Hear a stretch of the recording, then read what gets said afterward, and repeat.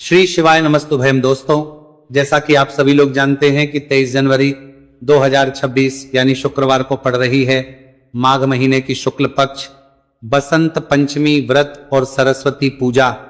और दोस्तों, यह वह तिथि है जो माघ मास में पड़ने वाली सबसे बड़ी तिथि है, क्योंकि यह शुक्रवार के दिन पड़ रही है और इसका बहुत ही बड़ा और विशेष महत्व होता है। पूज्य गुरु जी ने कहा है कि अगर कभी भी मौका लग जाए और माघ महीने की शुक्ल पक्ष बसंत पंचमी व्रत और सरस्वती पूजा शुक्रवार को पड़ जाए तो आप लोगों 11 चावल के दाने का उपाय तो अवश्य ही करना चाहिए। इन दोनों का संयोग बहुत ही कम आता है। इसी के साथ में गुरुजी ने अपने शिव पुराण कथा में बताया है कि इस दिन आपको 11 चावल दाने का उपाय तो आपको अवश्य ही करना चाहिए, क्योंकि ऐसा दिन पूरे साल में सिर्फ एक ही बार आता है। और दोस्तों, आप सभी लोग जानते हो कि शुक्रवार बसंत पंचमी का अगर सबसे बड़ा कोई उपाय है तो वह 11 चावल के दाने वाला उपाय है। तो दोस्तों, इस शुक्रवार बसंत पंचमी के दिन आप लोगों को इस 11 चावल दाने वाले उपाय को जरूर करना है। बहुत सारे लोग होंगे जिनका भी लोगों ने इस उपाय को ना किया हो, मतलब पूरा साल निकल गया, उन्होंने किसी भी दिन इस 11 चावल के दाने वाले उपाय को ना किया हो। पर दोस्तों, आपके पास एक आखिरी मौका बचा हुआ है, जो कि 23 जनवरी शुक्रवार बसंत पंचमी के दिन है। तो इस दिन आप लोगों को इस वाले उपाय को जरूर कर लेना है। भले ही आप पूरे महीने भर इस उपाय को ना किया हो, पर अगर आपने इस माघ महीने की बसंत पंचमी के दिन अगर इस वाले उपाय को कर लिया तो आपको इस उपाय को करने का वो फल मिलेगा जिसकी आपने कभी कल्पना भी नहीं करी होगी। इसीलिए आप लोग इस वाले उपाय को एक बार जरूर कर लेना है, ताकि आप लोगों के हाथ से यह मौका ना जा सके और आपको इस उपाय को करने का फल मिल सके। दोस्तों, ये उपाय पंडित जी ने अपनी अभी की ही श्री शिव महापुराण की कथा में बताया है जी। इस उपाय को आज हम आपको बहुत अच्छे से समझाने वाले हैं। इस वीडियो को देखने बाद इस उपाय को समझने के लिए आपको कोई और वीडियो को देखने की जरूरत नहीं पड़ेगी। तो चलिए दोस्तों, उपाय को शुरू करते हैं। देखिए, ये इस माघ महीने के शुक्रवार बसंत पंचमी के दिन ये इतना खास होता है, इतना महत्वपूर्ण होता है। देखा गया है कभी कभी बड़े बड़े पूजा पाठ अनुष्ठान से जो मनोकामना पूर्ण नहीं होते, वह माघ महीने के शुक्रवार बसंत पंचमी के दिन एक छोटे से उपाय करने से ही आपकी मनोकामना पूर्ण हो जाती है। और बहुत सारे लोग इस उपाय को किया भी है और उनको इस उपाय को करने का फल भी जरूर मिला है। अगर आप लोग भी इस उपाय को करना चाहते हैं तो आप इस उपाय को पहले अच्छे से समझ लेना, सुन लेना, उसके बाद करना। आपको इस उपाय का फल जरूर मिलेगा। और इस उपाय को कर लेने से आपके घर में चाहे किसी भी प्रकार की दुहक और समस्या क्यों ना चल रही हो, आपको उसका कारण भी नहीं पता है कि भाई ये समस्या किसका कारण से चल रही है, उसका भी कुछ कारण हो सकता है, जैसे पितृदोष हो सकता है या किसी भी तरह का मंगल दोष भी हो सकता है। तो इस दिन आप लोगों को यह वाला उपाय कर लेना है। ये एक ऐसा उपाय है जिस उपाय को अगर किसी विशेष दिन पर किया जाए तो भाई उस विशेष दिन का जो है वो तो हमें मिलता ही मिलता है, पर हमने उस दिन पर इस उपाय को किया है तो हमें उससे भी बड़ा फल मिलता है, और फल बहुत जल्दी मिलता है, क्योंकि आप इस उपाय को बहुत ही बड़े और विशेष पर कर रहे हो। तो चलिए अब उपाय के बारे में बात करते हैं, लेकिन उससे पहले आप लोगों को यह जानना आवश्यक है कि आखिर यह उपाय किस समय करना है, किसको करना है और कैसे करना है। तो चलिए हम आगे आपको वीडियो में एक एक करके बता रहा है देते हैं। लेकिन उससे पहले अगर आप लोग हमारे चैनल पर पहली बार आए हैं या फिर मेरी आवाज आज पहली बार सुन रहे हैं तो हमारे चैनल को सब्सक्राइब जरूर कर लेना, और इस वीडियो को करके कमेंट बॉक्स में श्री शिवाय नमस्तुभयम ओम नमः शिवाय जरूर टाइप कर देना।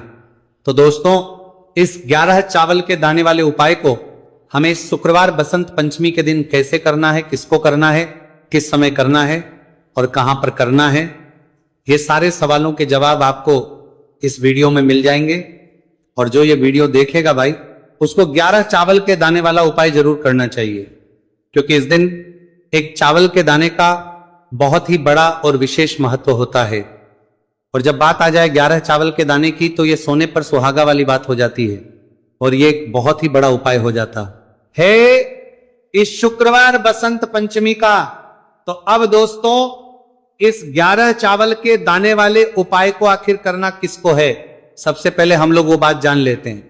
तो देखो, घर की जो बड़ी माताएं बहनें होती हैं, उन माताओं बहनों में से कोई भी एक बड़ी माता बहन इस वाले उपाय कर सकती है। और दोस्तों, अगर आप चाहे तो अपने घर में से सभी सदस्यों को भी इस उपाय को करवा सकते हैं। अगर किसी व्यक्ति की खुद की कोई मनोकामना है, खुद की कोई दुख और परेशानी है जो कि वो अपने लिए ही करना चाहता है, इस वाले उपाय को तो वो खुद अपने लिए भी कर सकता है। बाकी अगर कोई घर में से ऐसा है जो कि अपने पूरे घर परिवार की सुख और शांति के लिए ये वाला उपाय करना चाहता है, तो भाई वो भी कर सकता है, उसमें भी कोई दिक्कत वाली नहीं है। कहने का मतलब यह है कि इस उपाय को हर एक सदस्य भी कर सकता है और पूरे घर परिवार के सदस्य के लिए घर की बड़ी माताओं बहनों में से कोई एक माता बहन भी कर सकती है। माताएं बहनें अगर घर में उपस्थित ना हो या वो ये वाला उपाय ना कर पा रही हो, तो फिर घर का कोई बड़ा सदस्य भी इस 11 चावल के दाने वाले उपाय को कर सकता है, चाहे फिर वो पुरुष ही क्यों ना हो, उसमें कोई भी दिक्कत वाली बात नहीं। अब दोस्तों, इस 3 बल के दाने वाले उपाय को हमें करना कहां पर है? हमें इसे शिव जी के मंदिर में जाकर करना है। बहुत सारे लोग प्रश्न करते हैं हर एक उपाय को करते समय, क्या हम इस उपाय को घर पर कर सकते हैं? तो इस वाले उपाय को आप घर पर नहीं कर सकते हो। इस वाले उपाय को करने के लिए आपको शिव जी के मंदिर ही जाना पड़ेगा। उसके बाद में दोस्तों जो अगला प्रश्न निकल कर आता है वो ये आता है, इस उपाय को लेकर के आखिर इस उपाय को हमें किस समय करना है? सुबह के समय करना है कि शाम के समय करना है? तो देखो, इस वाले उपाय को आप लोग सुबह के समय भी कर सकते हो और शाम के समय प्रदोष काल में भी कर सकते हो। अब अगर आप पूछो कि भाई सबसे उत्तम समय कौन सा रहेगा इस 31 चावल के दाने वाले उपाय को करने का, तो हम आपसे बस यही कहेंगे कि इस उपाय को आप सुबह के समय करेंगे तो ज्यादा बेहतर होगा। बाकी अगर प्रदोष काल शाम के समय भी करेंगे तो भी अच्छा होगा, उसमें कोई भी दिक्कत वाली बात नहीं है। तो दोस्तों, अगली सबसे बड़ी और महत्वपूर्ण बात आती है, वह ये आती है कि सुबह अगर हम उपाय को करेंगे तो हमें कितने बजे से लेकर कितने बजे तक के बीच में करना है, और शाम के समय प्रदोष काल में करेंगे तो हमें कितने बजे से लेकर कितने बजे के बीच में करना है। तो देखो, सुबह जितनी जल्दी हो सके आप उपाय को करने की कोशिश करना। बाकी अगर किसी कारणवश लेट भी हो जाओ थी, देर भी हो जाए, तो 10 या 11 बजे तक भी आप उपाय कर लेना, पर 12 बजे से ज्यादा देरी ना हो। ठीक है, इस बात का ध्यान रखना। उसके बाद में दोस्तों, अगर शाम के समय प्रदोष काल की बात करें, प्रदोष काल का जो समय है होता है वह शाम के 6 बजे से शुरू हो जाता है। मतलब शाम के 6 बजे से लेकर 7 बजे के बीच का जो समय होता है, यह समय प्रदोष काल का समय होता है। पर अभी जो मौसम चल रहा है, इस मौसम में जो है शाम बहुत देरी से होती है, तो आप इस उपाय को 7 या 8 बजे के बीच में भी कर सकते हो। मतलब शाम के 6 बजे से 8 बजे के बीच में आप कभी भी इस वाले उपाय को कर सकते हो, उसमें कोई भी दिक्कत वाली बात नहीं है। अब दोस्तों, यहां पर इस उपाय को लेकर एक और सबसे बड़ी बात यह निकल कर आती है कि इस 11 चावल के दानों को हमें लेना कहां से होता है, और हमें इस उपाय को करने के साथ में क्या और कुछ भी सामग्री ऐसी होती है जो शिव जी के मंदिर लेकर जानी पड़ रहती है। तो देखो, यहां पर हम आपको बता दें, सबसे पहले आप लोग ये जान लो कि ये जो 3 चावल के दाने वाला उपाय है, सिर्फ और सिर्फ आप उपाय की सामग्री लेकर कभी भी शिव जी के मंदिर मत जाना, क्योंकि हमें भगवान के सामने यह नहीं दर्शा है कि अगर हम भगवान शिव जी के मंदिर आए हैं तो अपने फायदे के लिए आए। तो इसीलिए जो भी पूजन सामग्री है, उपाय सामग्री है 11 चावल के दाने, इसके साथ में आपको पूजन सामग्री भी जरूर लेकर जाना है। देखो, अगर सुबह के समय उपाय कर रहे हो तो सीधी सी बात है, 1 लोटा जल तो आप लेकर जाओगे ही जाओगे। वही 1 लोटा जल अगर मिट्टी का जल हो तो बहुत अच्छा रहेगा। मिट्टी का जल कैसे बना आता है, इसके लिए हमने पहले से बहुत सारी वीडियोस बना दी है आपके पास। इस दिन एक आखिरी मौका रहेगा, मिट्टी का जल शिवजी पर चढ़ने का और उपाय को करने का बहुत बड़ा आपको इस दिन फल मिलेगा। तो इसीलिए इस दिन हो सके तो भाई मिट्टी का जल चढ़ाना, तो अपने साथ में कम से कम 1 लोटा जल तो आपको लेकर जाना ही जाना है। अगर मिट्टी का जल नहीं है तो घर का जल भी आप इस्तेमाल कर सकते हो। इसके अलावा जो भी पूजन सामग्री है, देखो 11 के दाने ये अलग आपके रहेंगे और जो आपकी पूजन सामग्री रहेगी वो अलग रहेगी। पूजन सामग्री में आप जो भी चीज लेकर जाना चाहे वो लेकर जा सकते हैं, एक बेलपत्र भी लेकर जा सकते हैं, उसमें कोई भी दिक्कत वाली बात नहीं है। वहीं अगर हम बात करें शाम के समय की, तो शाम के समय शिवजी पर जल नहीं चढ़ता है, इसीलिए शाम के समय आप लोग एक दीपक तैयार कर लें जो कि गोल तीखा आटे का शुद्ध देसी गाय का घी का होगा, है ना। इस बात का आप लोगों को ध्यान करना है। और इस दीपक को आपको घर से जलाकर नहीं लेकर जाना है, भगवान शिवजी के मंदिर में जाकर ही जलाना है। इस बात का भी आप लोगों को ध्यान रखना है। अब दोस्तों, यहां पर हमें इस बात को समझना है कि ये 11 चावल के दाने हमें लेना कहां से है। क्या हमें दुकान से लेकर आना है, या हमें अपने घर से लेना है, या कहां से लेकर आना है, और कौन से चावल लेना है, क्योंकि चावल भी बहुत प्रकार के होते हैं। तो देखो, इन सभी सवालों के जवाब आप लोग एक बात में सुन लो कि भाई जो उपाय है, इस उपाय में आपको यह नहीं देखना है कि भाई कौन से चावल है, कौन से चावल नहीं है। बस जो भी चावल ले रहे हो वो चावल का दाना सबूत होना चाहिए, मतलब साबुत होना चाहिए, टूटा हुआ नहीं होना चाहिए, कटा पीटा नहीं होना चाहिए। यह बात आपको ध्यान रखना है। बाकी आपका चावल बासमती हो या सादा चावल हो या कोई सा भी चावल हो, उसमें कोई भी दिक्कत वाली बात नहीं है। तो सीधी सी बात है कि आपके घर के रसोई घर में जहां पर आप बनाते हो, वहां पर जो भी चावल आपके उपस्थित हो, उन चावलों में से अपनी एक कटोरी भर लेना या एक मुट्ठी चावल अलग से निकाल कर रख लेना, क्योंकि हम 11 चावल ही यहां पर इस उपाय में लेने वाले हैं। तो हमें ये चावल के दाने गिनकर निकालने पड़ेंगे, इस बात का आप लोगों को ध्यान रखना है। तो अपने उस चावल की कटोरी में से या चावल में से 11 ऐसे चावल के दाने आप लोग निकाल लो जो कि टूटे हुए ना हो, कटे पीटे ना हो, कोई दाग ना लगा हुआ हो, है ना। अच्छे साबुत चावल के दाने 31 दाने आप लोग निकाल कर रख लो और इन्हें किसी भी एक कागज की पड़िया में या किसी एक छोटी सी कटोरी में आप लोग रख लो, ताकि ये सुरक्षित रहे, आपके एक भी चावल का दाना इधर उधर ना हो और आपका उपाय भी पूरा अच्छे से हो जाए। तो भाई जैसे ही आपका उपाय की जो सामग्री है, 11 चावल के दाने ये तैयार हो जाते हैं, उसके बाद में आपको जो भी अपनी पूजन सामग्री है सुबह समय कर रहे हो, तो 1 लोटा जल और 1 बेलपत्र या पूजन सामग्री जो लेकर जाना चाहो उसकी भी तैयारी कर लेना। और शाम के समय जा रहे हो तो भाई अपना जो दीपक है उसे तैयार कर लेना, ठीक है। और उपाय को करते समय शुद्धता का विशेष रूप से ध्यान रखना, ठीक है। सुबह सुबह स्नान करने के बाद ही उपाय को करने की आप लोग तैयारी करना। उसके बाद अगर शाम के समय की बात करें तो शाम के समय आपको स्नान करने की जरूरत नहीं है, पर शुद्धता ध्यान रखना है।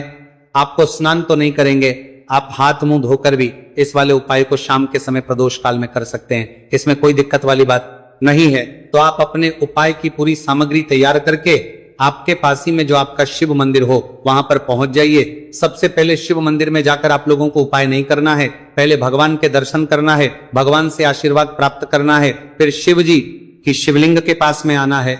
शिवलिंग के पास में आने के बाद जो पूजन सामग्री लेकर आए हुए हैं, जैसे कि सुबह गए हुए होंगे तो 1 लोटा जल और जो भी पूजन सामग्री लेकर आए हैं आप उनसे भगवान शिव जी की पूजन कीजिए। सबसे पहले तो 1 लोटा जल ही चढ़ेगा, फिर आपको 1 बेलपत्र श्री शिवाय नमस्तुभयम का जाप करते हुए शिवलिंग पर चढ़ा देना है।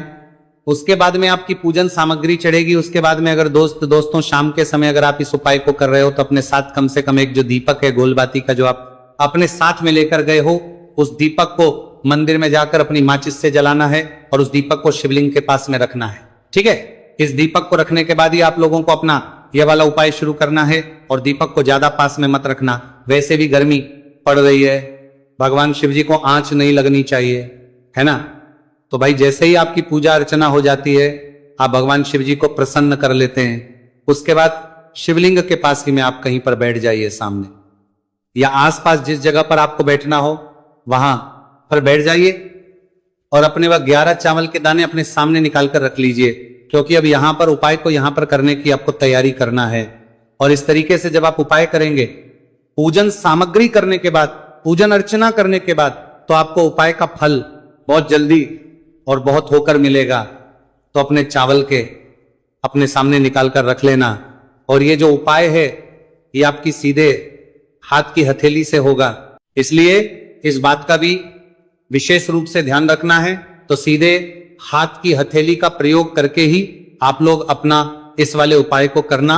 अपने सामने जो भी आपके कागज की पुड़िया है उसको खोलकर रख लो, या कटोरी है तो भाई उसे अपने सामने रख लो और अपने वो 11 चावल के दाने निकाल लो, ठीक है। उसके बाद में दोस्तों अब आपको क्या करना है कि शिवलिंग आपके सामने होगी, तो आपने वो 11 चावल के दाने एक एक करके जहां पर आपने बेलपत्र चढ़ाए हैं आपको शिव जी के शिवलिंग के ऊपर चढ़ाना है। कहां पर चढ़ाना है? शिवलिंग के ऊपर चढ़ाना है, और कहीं पर भी नहीं चढ़ाना है आपको, अपने हथेली से तो शिवलिंग के ऊपर चढ़ाना है। भले ही फिर वो अपने आप जलाधारी पर गिर जाए, ये मतलब वहीं पर गिर जाए, उसमें कोई दिक्कत वाली बात नहीं है, पर आप चढ़ाओ शिवलिंग के ऊपर। तो आपको क्या करना है, अपना पहला चावल का दाना उठाना है, श्री शिवाय नमस्तुभयम बोलना है और शिवलिंग पर चढ़ देना। इसी तरीके दूसरा चावल का दाना उठा है, शिवलिंग पर चढ़ना है और मंत्र बोल देना है, और फिर तीसरा चावल का दाना उठाना है, श्री शिवाय नमस्तुभयम बोलना है और चढ़ देना है। इसी प्रकार से आपको पूरे 11 चावल के दाने एक एक करके शिवजी के शिवलिंग के ऊपर चढ़ाना है और भगवान से प्रार्थना करते जाना है। मतलब प्रार्थना तो आपको आखिरी में करना है, पर हर एक चावल के दाने को चढ़ाते समय श्री शिवाय नमस्तु भयम जरूर बोलना है। उसके ही में ये चावल का दाना शिवलिंग के ऊपर आपको चढ़ाना है।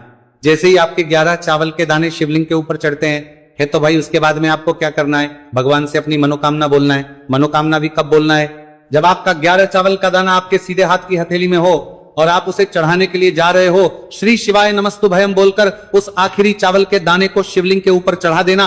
भगवान से फिर अपनी वो मनोकामना बोल देना।